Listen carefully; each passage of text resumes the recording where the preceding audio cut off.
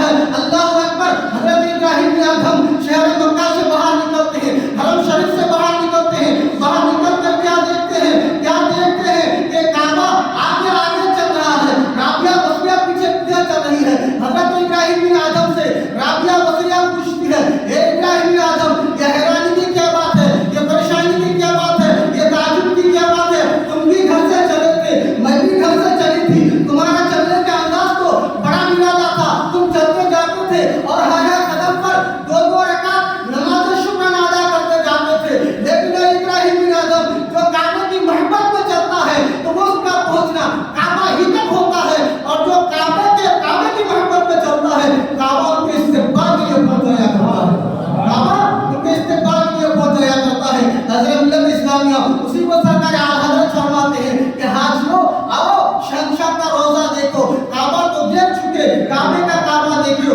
اور سارے افتاب جہاں کرتے ہیں کعبے کا طواف، کعبہ کرتا ہے طواف درے والا تیرا، کعبہ کرتا ہے طواف درے والا، کعبہ کرتا ہے طواف درے والا تیرا۔ حضرت ملت اسلامیہ سرکار اعلیٰ حضرت امام عشق و محبت مجدد دین ملت ماہر فطرت قاطع کفر و دلالت سیدنا سرکار احمد رضا کا فاضل بریلوی رضی اللہ تعالیٰ عنہ کی ذات محتاج تعارف نہیں ہے۔ اللہ اکبر۔ دنیا میں کون ایسے آدمی ہے کہ جن کو اعلیٰ حضرت کے بارے میں معلوم نہیں ہے؟ کون ایسے مسلمان ہے جو اعلیٰ حضرت کی شخصیت کو نہیں پہچانتے ہیں، وہ نہیں جانتے ہیں؟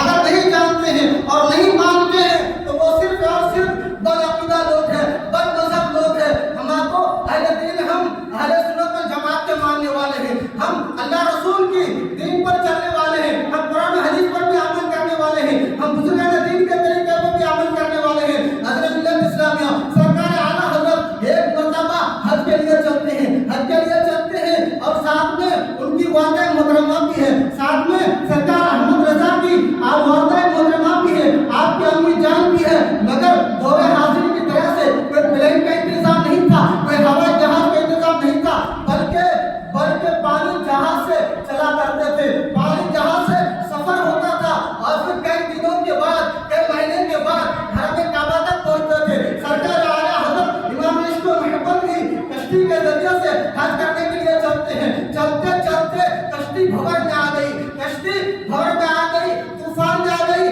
کشتی غرق ہونے میں آ گئی۔ کشتی کے کمانڈر نے اعلان کر دیا، اے لوگوں، تمہاری جان اپنے اپنے قبضے میں ہے، تمہاری جان کے تم اپنے اپنی حفاظت کرو، کیونکہ کشتی بھور میں پھنس چکی ہے، کشتی بھور میں پھنس چکی ہے، کشتی کو کنٹرول کرنا مشکل ہے۔ تو سرکار اعلیٰ حضرت کی والدہ محترمہ سرکار اعلیٰ حضرت سے عائشہ فرماتی ہے، بیٹا کشتی کے کمانڈر نے اعلان کر دیا ہے کہ کشتی بھور میں آ گئی ہے، کشتی کنٹرول سے باہر ہے۔ تو سرکار اعلیٰ حضرت فرماتے ہیں کہ وہ ٹھیک ہے کہ انہوں نے اعلان کر دیا ہے، مگر میں نے جب سفر کے لیے چلا تھا، جب میں نے کشتی پہ سوار ہوا تھا، تو میں نے میرے آقا صلی اللہ تعالیٰ علیہ وسلم کی بتائے ہوئے دعا کو میں نے پڑھ لیا تھا، اس لیے میرا عقیدہ ہے کہ کشتی ڈوب نہیں سکتی ہے، کشتی ڈوب نہیں سکتی ہے۔ سرکار اعلیٰ حضرت اسی وقت آقا کی بارگاہ میں عرض کرتے ہیں، آقا کی بارگاہ میں قلم اٹھاتے ہیں اور عرض کرتے ہیں،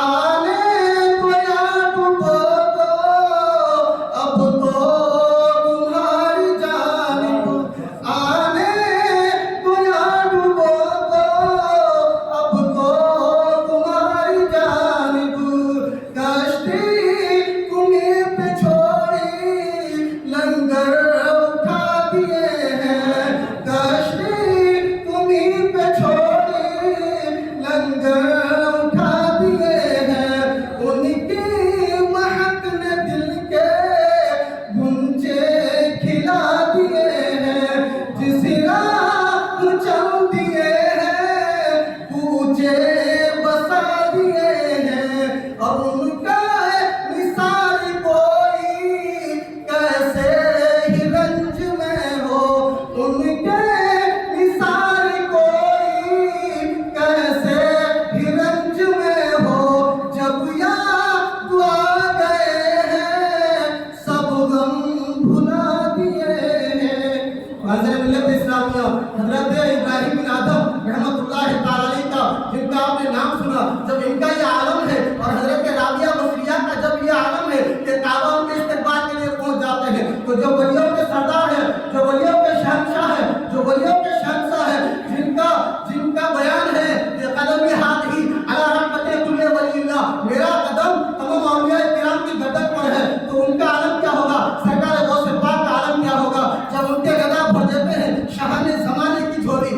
मोहब्बत का ये आलम है तो इफ्तार का आलम क्या होगा।